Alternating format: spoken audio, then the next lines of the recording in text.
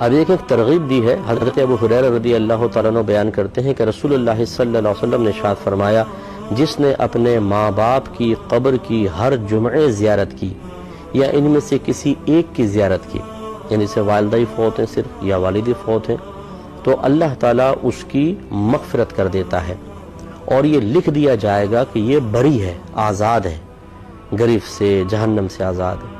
معجم الصغیر کے اندر یہ روایت بیان کی گئی ہے. اس لیے میں اپنے دیکھنے والوں سے گزارش کرتا ہوں اگر پاسبل ہو تو ہر جمعے اپنے والدین اور کوئی ان میں سے ایک فوت ہوا ہے تو ان کی قبر کی زیارت کیا کریں اور ان کے لیے وہاں دعائے بخشش و مغفرت کریں. کچھ بھی قرآن پاک وغیرہ پڑھ کر ان کو ایصال ثواب کریں تو انشاءاللہ بروز قیامت ہمارا یہ آنا جانا، یہ مشقت اٹھانا، تکلیف اٹھانا باعث مغفرت بنے گا. اور انشاءاللہ پھر ہماری جو نسلیں ہیں، ہمارے بچے ہیں، وہ بھی چونکہ طرز عمل اپنے بڑوں کا دیکھتے ہیں تو کبھی ہمارا انتقال ہوگا تو یہ بچے بھی انشاءاللہ آ کر اسی طرح زیارت بھی کریں گے اور ہمارے لیے راحت کا سامان پیدا کریں گے. ایک اور روایت، دو تین بس میں روایت عرض کر دیتا ہوں، پھر ہم بخاری کی حدیثوں کی طرف آئیں گے. حضرت ابو ہریرہ بیان کرتے ہیں کہ نبی کریم صلی اللہ علیہ وسلم نے ارشاد فرمایا جو بندہ بھی کسی ایسے مسلمان کی قبر کے پاس سے گزرتا ہے جس کو وہ دنیا میں پہچانتا تھا، پھر اس کو سلام کرتا ہے تو وہ قبر والا بھی اس کو پہچانتا ہے اور اس کے سلام کا جواب دیتا ہے. یہ تاریخ دمشق کبیر کے اندر یہ روایت نقل ہے.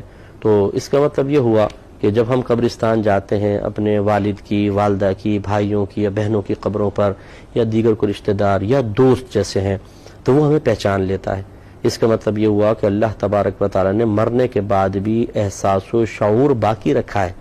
یہ نہیں ہے کہ بالکل انسان بے حس ہو جاتا ہے، کیونکہ جسم تو بظاہر بے جان ہے لیکن روح تو ہے، روح تو فنا نہیں ہوتی اور اس کا تعلق کچھ نہ کچھ جسم سے قائم رہتا ہے، کیونکہ اللہ تعالیٰ کی طرف سے نعمت یا عذاب یہ روح اور جسم کے مجموعے پر وارد ہوتی ہے. عذاب دونوں کو ہوگا اور نعمت کا اثر بھی دونوں ہی محسوس کریں گے.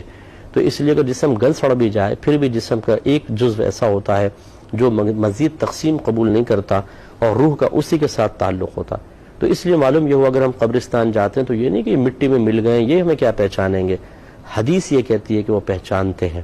اور ایک روایت میں نے پڑھی کہ نبی کریم صلی اللہ علیہ وسلم نے ارشاد فرمایا کہ مردہ کسی کے آنے پر سب سے زیادہ انسیت اس وقت محسوس کرتا ہے جب وہ شخص قریب آتا ہے جس سے بڑی محبت کرتا تھا. تو اس لیے اگر کوئی آپ کا قریبی ایسا رشتہ دار آئے یا آپ کسی ایسے کے پاس جائیں جس سے بہت انست اور محبت ہے، سب سے زیادہ اس مردے کو خوشی ہوتی ہے اور اس کو راحت ملتی ہے.